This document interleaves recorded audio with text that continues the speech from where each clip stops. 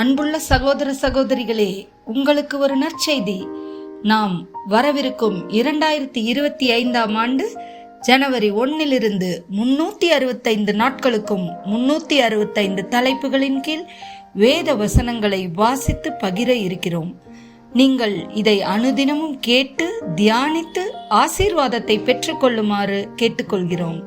அது மட்டுமல்ல, இதை சப்ஸ்கிரைப் செய்து உங்கள் நண்பர்களிடமும் பகிர்ந்து கொள்ளுமாறு அன்புடன் கேட்டுக்கொள்கிறோம். நன்றி.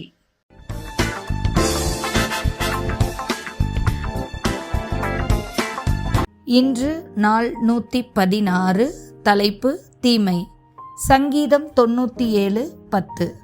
கர்த்தரில் அன்பு கூறுகிறவர்களே, தீமையை வெறுத்து விடுங்கள்.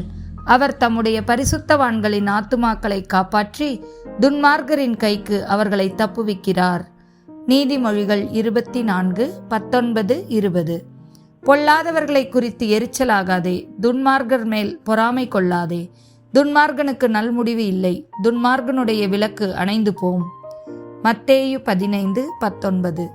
எப்படியெனில், இருதயத்திலிருந்து பொல்லாத சிந்தனைகளும் கொலைபாதகங்களும் விபச்சாரங்களும் வேசித்தனங்களும் களவுகளும் பொய்சாட்சிகளும் தூஷணங்களும் புறப்பட்டு வரும். லூக்கா 6:45. நல்ல மனுஷன் தன் இருதயமாகிய நல்ல பொக்கிஷத்திலிருந்து நல்லதை எடுத்து காட்டுகிறான். பொல்லாத மனுஷன் தன் இருதயமாகிய பொல்லாத பொக்கிஷத்திலிருந்து பொல்லாததை எடுத்து காட்டுகிறான். இருதயத்தின் நிறைவினால் அவனவன் வாய் பேசும். யோவான் 3:19. ஒளியானது உலகத்திலே வந்திருந்தும் மனுஷருடைய கிரியைகள் பொல்லாதவைகளாயிருக்கிறபடியினால் அவர்கள் ஒளியை பார்க்கிலும் இருளை விரும்புகிறதே அந்த ஆக்கினை தீர்ப்புக்கு காரணமாயிருக்கிறது. ரோமர் 12:17 மற்றும் 21. ஒருவனுக்கும் தீமைக்கு தீமை செய்யாதிருங்கள். எல்லா மனுஷருக்கு முன்பாகவும் யோக்கியமானவைகளை செய்ய நாடுங்கள்.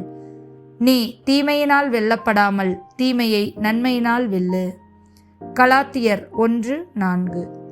அவர் நம்மை இப்பொழுதிருக்கிற பொல்லாத பிரபஞ்சத்தினின்று விடுவிக்கும்படி நம்முடைய பிதாவாகிய தேவனுடைய சித்தத்தின்படியே நம்முடைய பாவங்களுக்காக தம்மைத்தாமே ஒப்புக் கொடுத்தார்.